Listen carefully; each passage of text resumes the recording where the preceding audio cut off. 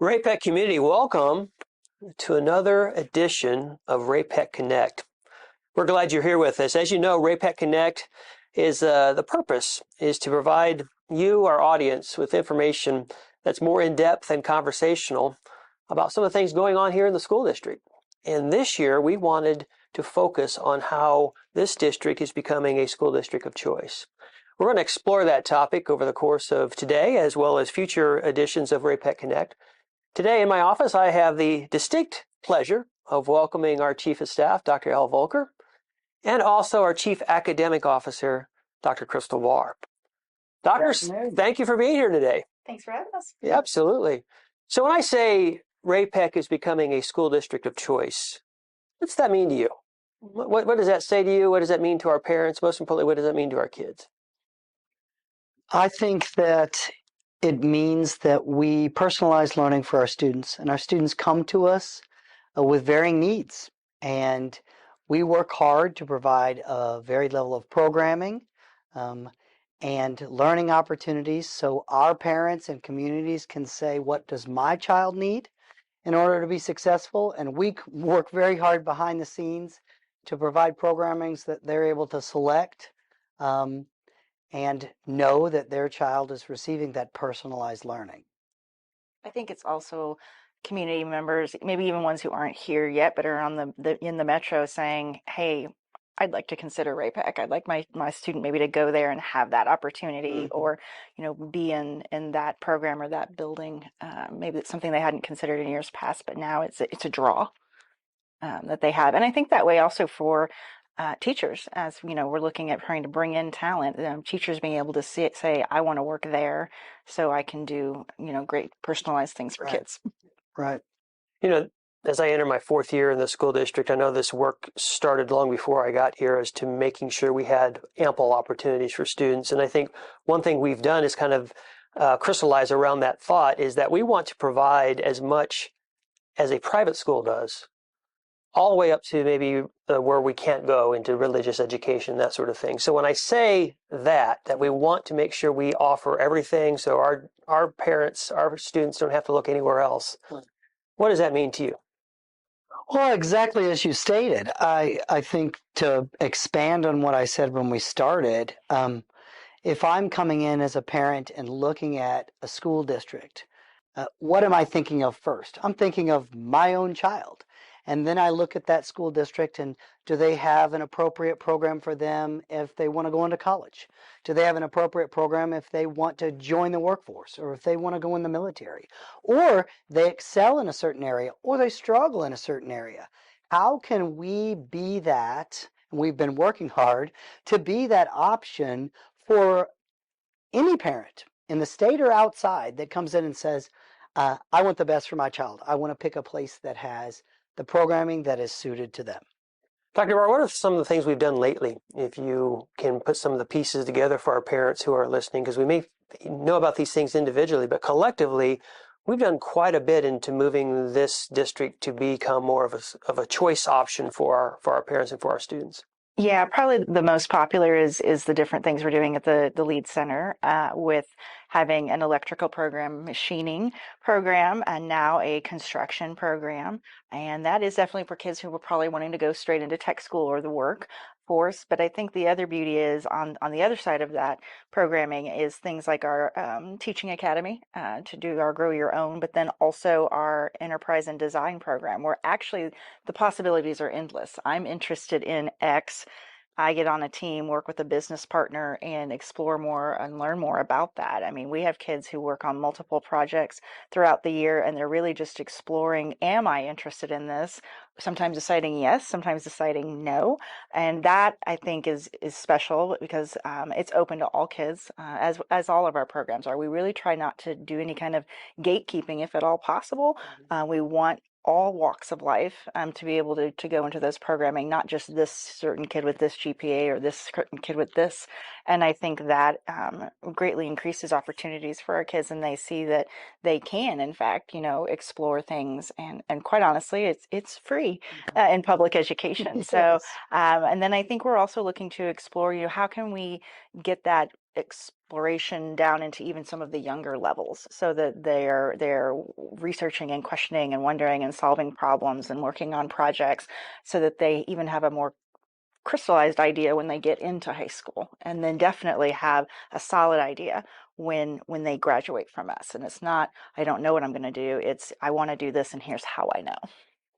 What's our why statement as we think about how the reasons why we want to become a school district of choice? I mean, obviously one is opportunity for our kids, but what are our parents telling us? What are the business community telling us? And what is higher education telling us about the kind of graduates we need to provide them? Well, I'd like to start with what our mission, preparing our students for a successful and meaningful life, and look at what that really means behind the scenes. Look at the varied opportunities for them out there now. As AI changes things and technology constantly evolves, and we expect ourselves as a school district to stay on top of those things and then be knowledgeable in those areas and challenge students so they're prepared for that next step in their life. I would piggyback on that and say probably the next most important thing is the Portrait of a Ray-Pec Graduate, which really looks at those enduring skills that we want kids to have and that our employers are telling us they need their people to have, whether it be being an effective communicator or a good collaborator, or a problem solver, but really working on programs that develop those skills in an authentic manner. So not just say, kind of word problem, what the scenario might be, but I'm really working on a problem with a real team of people, and I really might, have some hiccups and fail, but not fail the course, just fail forward in the learning. And so I think giving those opportunities are priceless, because content may come and go and change and evolve, but enduring skills like the ones I just mentioned, those are forever. You are always going to need those. And I think that is such a great benefit to our families, to our kids, and to our employers. The partnerships that we've been developing over the last 3, 4, 5 years with our business community and our patrons have really been key in opening up our students' eyes and our own to that we need to get our students out there in the real world. We need to get them to experience these things, and then they'll see those skills in action, and our employers, business leaders will be able to see our students as complete, well-rounded, ready for the workplace or their next educational endeavor. I think it's important for our parents to understand, because most of our parents, when we came through school district quality was boiled down to one number and how kids did on a test. Either that test was taken in the fall or the spring or wherever it was, mainly in the spring, but that one number kind of defined the quality. I think the definition of school district quality moving forward is all about the number of opportunities it offers students. So I know we are part of a statewide next step when it comes to rethinking about school district quality and what that looks like, something called the Success Ready Student Network. Tell me a little bit about that and how that is important in this overall conversation of being a school district of choice. Sure. We joined 19 other school districts from around the state. Some you'll recognize, some are a little bit small, you might not, but large and small, varied sizes, to really challenge ourselves, to look at things that we call competency-based learning, but it really is personalized learning, and students are progressing at their own rate. Also challenging how we assess students, that it just isn't just one time in the year and it's one test that tells us if a child is what some might call a success or a failure in that content. We know learning and success is so much more than that. So the Success Ready Student Network has asked these districts to challenge those ideas and present different ways to assess students and to allow students to grow and progress in different ways. So that's what competency-based learning does. That idea is just that students progress at different rates, and we can allow them to do that. And some of the things that have traditionally held bound grade levels, time on this unit, might be very different for one child over another. So your child might progress in math at a vastly different rate than another child, and that's okay. We can personalize their learning for them. How can we develop systems? So going back to that district of choice, if you have a child that you might think proceeds at a much more rapid pace. You might want to select a program in the future at Ray-Pec School District that allows that to occur and isn't necessarily time-bound. Or look at the other way. You might have a child that needs additional assistance. There's nothing wrong with that. The brain develops differently, and we all know that. So allowing that child different opportunities or extended learning is a way to personalize. Dr. Barr, why is that better for kids? Why is that better for students? I think we are not in a cookie cutter society anymore. At the time that education was developed into the system we are trying to bust out of, we needed that factory model. They needed everybody educated the same way to go into the factory and put X and Y together. And that's really not where our society is. It's not where our workforce is. It's not what our employers need. I think, yeah, burning it down a kid to one number can actually be, not good for that student, particularly if they perseverate on it. But looking at measures over time and that the students, like, I'm moving forward, and that's really all that matters. I think that's a much more healthy way to look at assessment. I think it's way more healthier for our teachers to be able, instead of seeing that autopsy number at the end in May, to be able to see the numbers along the way so they can also internalize their craft.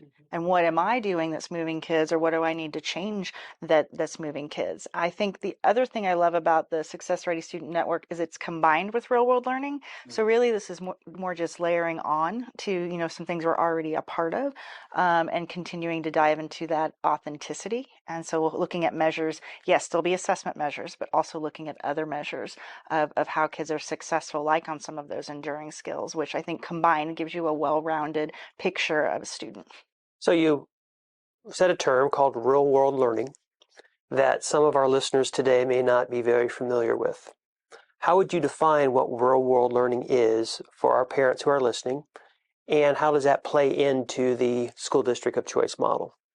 So real world learning is giving kids authentic experiences and not created experiences. And so instead of the old way where we did project-based learning, where it was a fake project from a fake scenario, a massive word problem that I'm trying to solve or something like that, these are real problems that our kids are working with. So our kids are partnering with businesses, and businesses are saying, this is a true issue I'm having. There's no one right answer.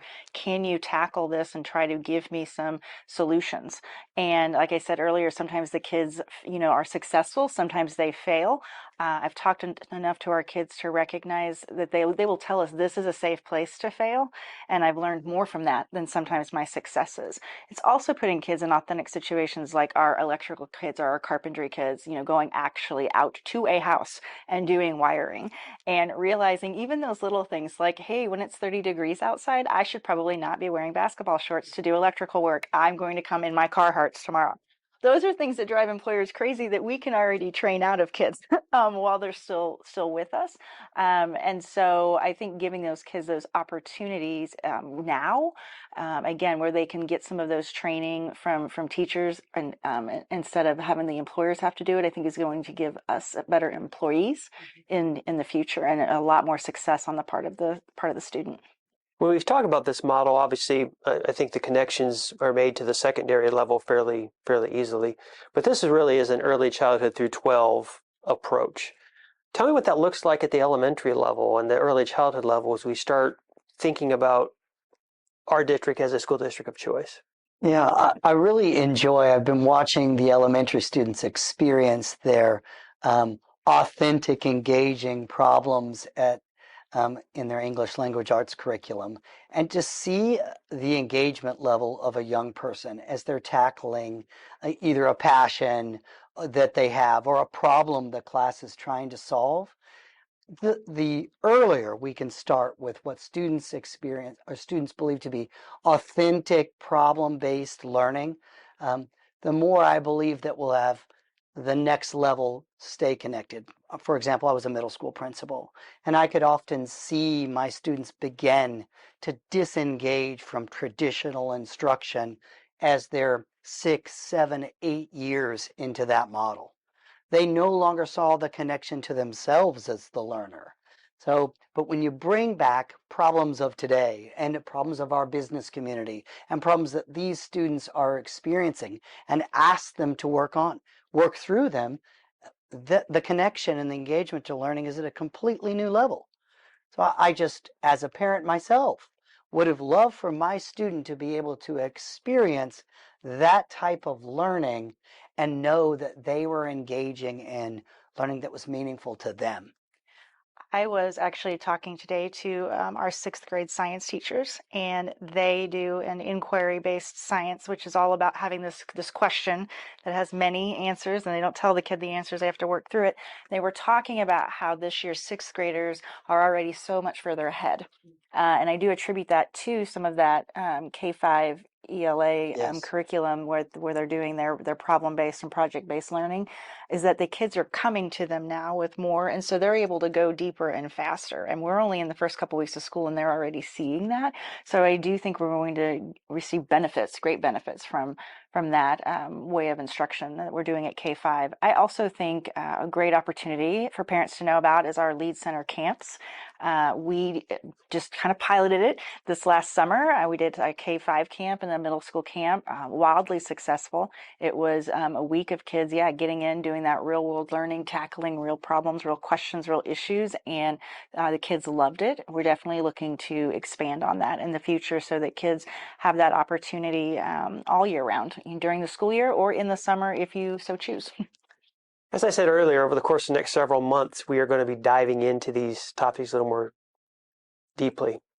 My question for you is, so far what we've learned from making our school district a school district of choice, what kind of, like, as we got into it, made you scratch your head or think, I wasn't expecting this, or this is a new learning, or here's a new opportunity, or what are some of the things that we've experienced so far? I think for me, the explosion in the enrollment in some of our programs, our Teaching Academy program tripled, our Enterprise and Design Micro School more than doubled. And I mean, just that kind of growth so fast after 1 year was a bit alarming.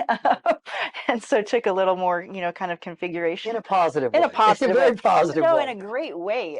But just like, whoa, we thought we had maybe an extra year or two, which good problem to have. And so I think our pacing and moving forward needs to be a little more aggressive. But that, again, it's fun to see how fast the kids have grown. I think I was super excited this past spring when our electrical kids did their interviewing for internships, and almost all of them got at least 2 to 3 offers.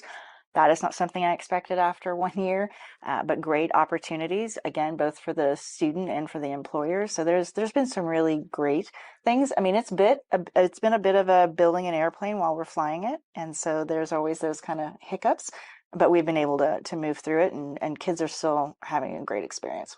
So what I've heard with school district of choice is a student comes with different learning styles, different start places that they start, different things that work best for them as a learner. It's incumbent on our teachers then to meet those challenges. And what I'm hearing is that could make the teaching and learning that maybe we've seen over the course of the last 20, 30, 40 years in education become more and more differentiated and somewhat obsolete. Is that a fair word? And if so, what are we doing with our teaching staff to help them wrap their arms around what it means to become a school district of choice? I think I don't want to alarm our parents because I do believe that a traditional classical approach to education works well for some students or for many students sometimes. So I don't want to make it seem like abandoning that approach is what we are talking about. I just as a reminder to our community as they're listening, but I think challenging ourselves so that we see the other opportunities that might be on the horizon, and then working with our academic services department and our instructional coaches and our great building leaders to design professional development for our teachers that also engages their interests and pushes forward their learning in an important, engaging way. I think it will be our ongoing work for the next, 5 to 10 years. As we say, technology is changing, AI is changing, assessment practices are changing, how we know our students as individuals, what we know about those enduring skills and how important they are as we wrap around a traditional learning model that will need professional development in that area. What I love about our district is our district has embraced those challenges. Said, if this is a portrait of a Ray-Pec graduate, what do we need to do to ensure our teachers are prepared to lead in that way. And immediately we developed a portrait of a Ray-Pec educator.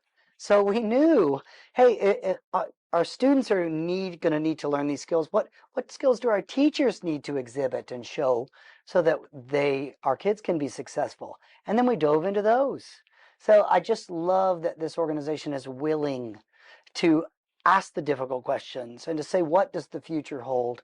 And then go after what those are most, our kids need through our teachers, providing that professional development. I think it's exciting to know that we're not alone, that there are many districts across the nation that are tackling this in various ways. And I think it's also showing our teachers different models, not to copy paste. That's not the Ray-Pec School District way, but it is more to learn, see good models, see what we like, what we don't. And then with that total understanding, then create what we want for our kids. And I think sometimes that's great professional development as well, as seeing all those models, being able to ask those questions, talk to those kids, because kids know what's working and what's not. And so we are going to continue to move forward in those kinds of endeavors for our teachers who are ready and saying, hey, I'm ready to maybe go next level and do something maybe a little non-traditional. And for the ones who want to stay traditional, because I do agree there's a place for that, I think it's just continuing to enhance those teacher skills on still that focus of portrait of a Ray-Pec graduate and educator. Yeah. One final question for the both of you. What excites you most about this work as you look towards the future? I love talking to our kids who are knee deep in this work, because they're so excited and they're so happy and they feel like they're making such a difference. And you can just see, I've watched their confidence grow. I've watched just their skill set exponentially grow, and they're excited about what they're doing. And I just love seeing kids excited about school. And the more we can do that for the more kids, then that's the biggest win, is that they're on fire, they're developing skills, and they're passionate about what they're doing. Because that's what we should want for all of our kids. Be passionate about what you're doing now and in the future. I cannot say that in any better way, because the thing that excites me is that the looks on students' faces and the idea that they own their learning and it's making a difference in their lives. I go back to being a middle school principal and knowing and seeing that, not seeing that on faces and saying, how can we change that?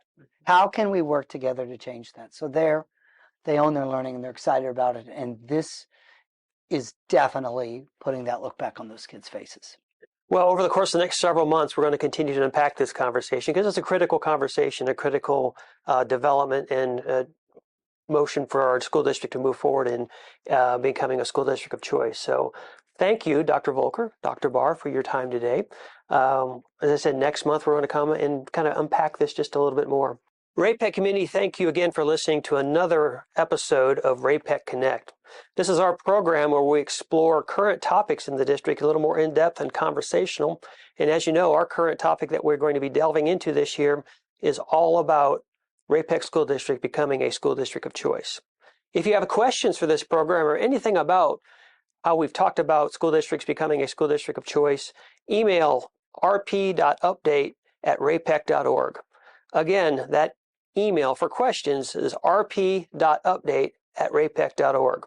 This is your host, Mike Slagle, proud superintendent of the Ray-Pec School District. We'll see you again next month. Until then, keep smiling, and we'll see you soon.